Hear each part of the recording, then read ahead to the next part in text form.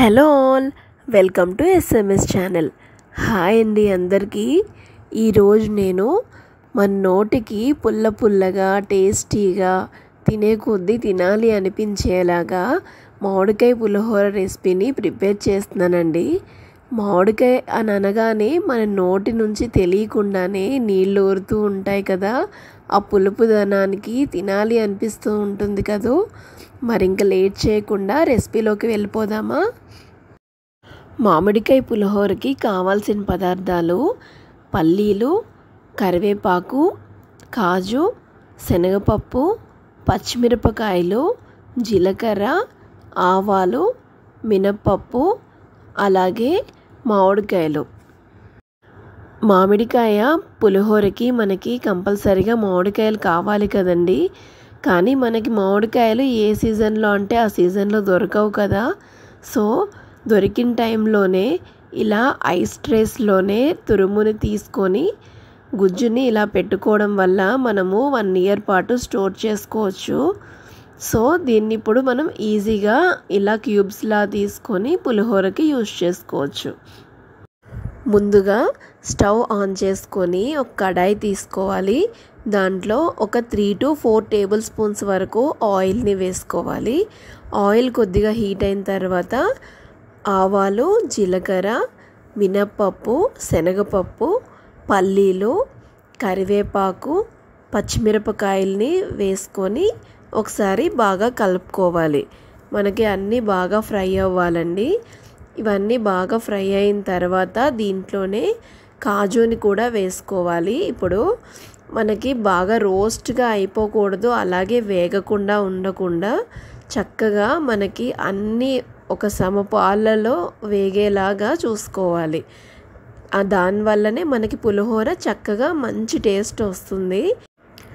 ఇలా అన్నీ లో ఫ్లేమ్లోనే మొత్తాన్ని బాగా కలుపుకోవాలి. ఇప్పుడు మనం సాల్ట్ అలాగే పసుపుని కూడా యాడ్ చేసేసుకోవాలి. పసుపు వేయగానే మనకి పులిహోరకి మంచి కలర్ అయితే వచ్చేస్తుంది కదా.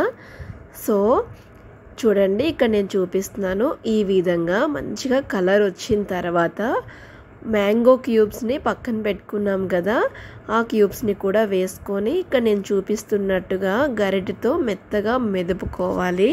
ఇలా మామిడికాయ గుజ్జు మొత్తాన్ని ముద్దల్లాగా లేకుండా మనకి పోపుతో పాటుగా ఒక 2 నిమిషాలైనా ఫ్రై అయిపోయేలాగా చేసుకోవాలి.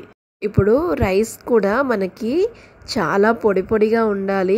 ముద్ద ముద్దగా ఉంటే అస్సలు టేస్ట్ బాగోదండి పులిహోరకి. మనం ఇలా రైస్ని ఒక బౌల్లోకి తీసుకొని 2 నిమిషాల పాటు చల్లార్చుకోవాలి.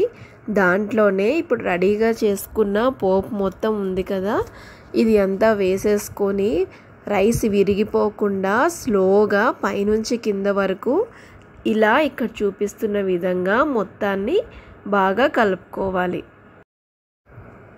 చూడండి, ఎంతో కలర్ఫుల్గా, చూడగానే చక్కగా మంచి ఎల్లోయిష్ కలర్తో మామిడికాయ పులిహోర రెడీ అయిపోయింది కదా. ఇప్పుడు మనం దీన్ని సర్వింగ్ బౌల్లోకి తీసుకోవాలి. మెల్లగా కొంచెం కొంచెంగా చూడండి, గరిటెతో నేను తీసి చూపిస్తున్నాను మీకు.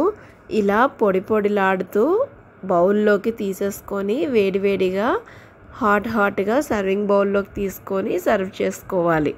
అంతేనండి. ఈ రెసిపీ కనుక మీకు నచ్చితే తప్పకుండా ట్రై చేయండి. ఎలా వచ్చిందో నాకు కామెంట్ సెక్షన్లో తెలియచేయండి.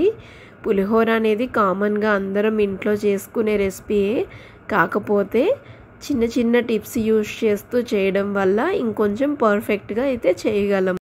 అంతేనండి. ఎన్ని ప్రసాదాలు ప్రిపేర్ చేసినా పులిహోర ద నెంబర్ 1 కదా ఎప్పుడు ఎవరికైనా.